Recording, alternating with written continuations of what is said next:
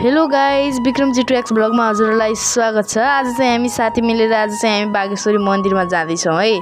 हामी चाहिँ बागेश्वरी मन्दिरमा जाँदा यो बिल्डिङ देखेर हामीले यसको भिडियो बनायौँ। हेर्नुहोस् है, अब हामी बागेश्वरी मन्दिरमा पुगेर हामी बागेश्वरी मन्दिरमा यसरी हिँडेर हेर्नुहोस्, यता बागेश्वरी मन्दिरमा चाहिँ आज बहुत धेरै भिड थियो अनि हामीले टीका सिका लगायौँ। टीका सिका लगाएर हामी चाहिँ यसरी भिडियो बनाइरहेको छौँ।